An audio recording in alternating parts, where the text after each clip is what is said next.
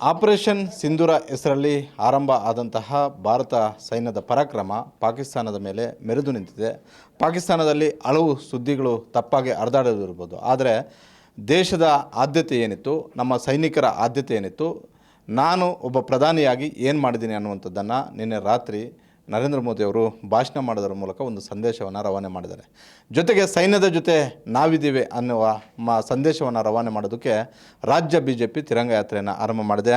ನಮ್ಮ ಜೊತೆ ವಿರೋಧ ಪಕ್ಷದ ನಾಯಕರಾದಂತಹ ಆರ್ ಅಶೋಕ್ ಅವರಿದ್ದಾರೆ.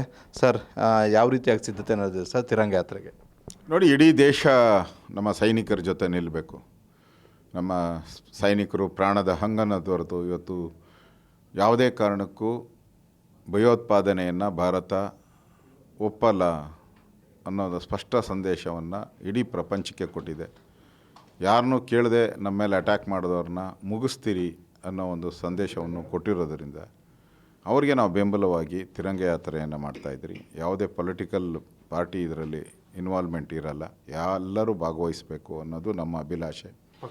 ಪಕ್ಷಾತೀತವಾಗಿ ಮಾಡ್ತಾಯಿದ್ದೀರಿ. ಮಲ್ಲೇಶ್ವರದಲ್ಲಿ ಮಾಡ್ತಾಯಿದ್ದೀರಿ. 15ನೇ ತಾರೀಕು 11 ಗಂಟೆಗೆ ಮಲ್ಲೇಶ್ವರ ಮಂತ್ರಿ ಮಾಲಿಂದ ಶುರುವಾಗಿ 18 ಕ್ಲಾಸ್ವರೆಗೂ ನಮ್ಮ ಮೆರವಣಿಗೆಯನ್ನು ಮಾಡ್ತೀರಿ. ಎಲ್ಲರೂ ದಯವಿಟ್ಟು ಪಾರ್ಟಿಸಿಪೇಟ್ ಮಾಡಿ.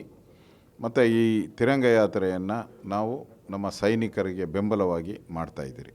ಅದಕ್ಕೆ ಎಲ್ಲರೂ ಭಾಗವಹಿಸಬೇಕು ಅಂತ ವಿನಂತಿಯನ್ನು ಮಾಡ್ತಾಯಿದ್ದೀನಿ. ಸರ್, ನಿನ್ನೆ ರಾತ್ರಿ ಪ್ರಧಾನಿ ನರೇಂದ್ರ ಮೋದಿ ಅವರು ಮಾಡಿದಂತಹ ಒಂದು ಭಾಷಣದಲ್ಲಿ ಸ್ಪಷ್ಟವಾಗಿ ಹೇಳಿದ್ರು, ನಾವು ಯುದ್ಧದ ಮನಸ್ಸಿನಲ್ಲಿಲ್ಲ, ಆದರೆ ಭಯೋತ್ಪಾದನೆಯನ್ನು ತಡೆಗಟ್ಟುವಂತಹ ಭಯೋತ್ಪಾದನೆಯನ್ನು ಬಗ್ಗುಬಡಿಯುವಂಥದ್ರಲ್ಲಿ ನಮ್ಮ ಸೈನಿಕರು ಇವತ್ತಿಗೂ ಕೂಡ ಸಿದ್ಧರಾಗಿದ್ದಾರೆ. ಅದು ಆ ಕೆಲಸ ಮುಂದುವರಿಸ್ತೀವಿ ಅನ್ನುವಂಥದ್ದನ್ನು ಹೇಳಿದ್ದಾರೆ. ಸರ್, ವಿರೋಧ ಪಕ್ಷದ ನಾಯಕರಾಗಿ ಈ ಬಗ್ಗೆ ಏನು ಹೇಳ್ತೀರಾ?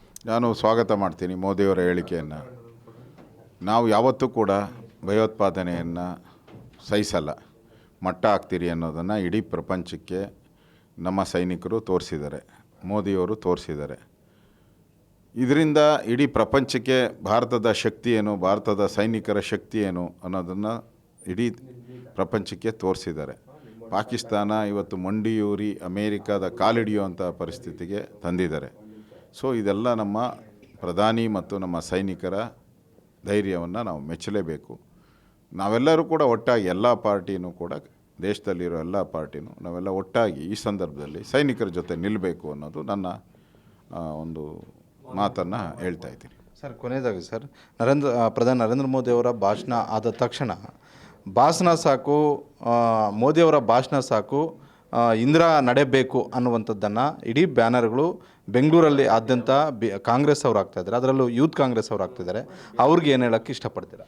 ನೋಡಿ, ಈ ಸಂದರ್ಭ ಅದಲ್ಲ, ನಡೆ ನುಡಿ ಎಲ್ಲ ಕೇಳೋ ಸಂದರ್ಭ ಅದಲ್ಲ. ಹಂಗೆ ಕೇಳೋಕ್ಕೆ ಹೋದರೆ ಇವತ್ತು ಪಾಕ್ ಹಾಕಿರೋಂಥ ಕಾಶ್ಮೀರನ ಬಿಟ್ಕೊಟ್ಟವ್ರು ಯಾರು ಬಿಟ್ಕೊಟ್ಟವ್ರು? ಸಿಂಧೂ ನದಿ 90% ನೀರು ಅವರಿಗೆ, 10% ನೀರು ನಮಗೆ ಅಂತ ಒಪ್ಪಂದಕ್ಕೆ ಸಹಿ ಹಾಕ್ದವ್ರು ಯಾರು? ಅವತ್ತು ಸುಮಾರು 70,000ಕ್ಕೂ ಹೆಚ್ಚು ಸೈನಿಕರು ಸರೆಂಡರ್ ಆಗಿದ್ದಾರಲ್ಲ ನಮ್ಮ ಸೈನಿಕರು. ಅವ್ರನ್ನೆಲ್ಲ ಬಿಟ್ಟವ್ರು ಯಾಕೆ ಬಿಟ್ಕೊಟ್ರಿ? ಅವ್ರನ್ನೆಲ್ಲ ಬಾಂಬೆಲ್ಲ ಆಯ್ತಲ್ಲ, ಸುಮಾರು 300 ಜನ ಟೆರರಿಸ್ಟ್ ಆ್ಯಕ್ಟಿವಲ್ಲಿ ಸತ್ತರಲ್ಲ, ರಿಯಾಕ್ಷನ್ ಯಾಕೆ ಮಾಡಲಿಲ್ಲ? ಇದೆಲ್ಲ ನೂರಾರು ಪ್ರಶ್ನೆಗಳು ಅವರಿಗೆ ತಿರುಗುಬಾಣ ಆಗ್ತೈತೆ. ಇದಲ್ಲ, ಸಂದರ್ಭ ಅಲ್ಲ. ಈ ಸಂದರ್ಭದಲ್ಲಿ ನಾವೆಲ್ಲ ಸೈನಿಕರಿಗೆ ಬೆಂಬಲವಾಗಿ ನಿಲ್ಲಬೇಕೇ ಹೊರತು ಅವರ ನಡೆಯಬೇಕು ಇವ್ರ ನಡೆಯಬೇಕು ಅಂತ ಹೇಳಿದ್ರೆ, ಈಗ ಕೇಳ್ತಾರೆ, ಯಾಕೆ ಕಾಶ್ಮೀರ ಬಿಟ್ಕೊಟ್ರಿ, ಯಾಕೆ 370 ಆರ್ಟಿಕಲ್ ಅವ್ರ ಪರವಾಗಿ ಸೈನ್ ಮಾಡಿದ್ರಿ? ಇವೆಲ್ಲ ಪ್ರಶ್ನೆ, ನೂರಾರು ಪ್ರಶ್ನೆಗಳು ಉದ್ಭವ ಆಗ್ತೈತೆ. ಬೇಡ ಅವೆಲ್ಲ. ಈಗ ನಾವೆಲ್ಲ ಒಟ್ಟು ಒಂದು ನಮ್ಮ ಸೈನಿಕರಿಗೆ ಬೆಂಬಲ ಕೊಡಬೇಕು, ಅಷ್ಟು ಬಿಟ್ಟರೆ ಬೇರೆ ಅಜೆಂಡಾ ಇಟ್ಕೊಬಾರ್ದು. ಇದೆಲ್ಲ ಚಿಲ್ಲರೆ ಕೆಲಸನ ಮಾಡಬಾರ್ದು ಅನ್ನೋದು ನನ್ನ ಮನವಿ. Thank you sir.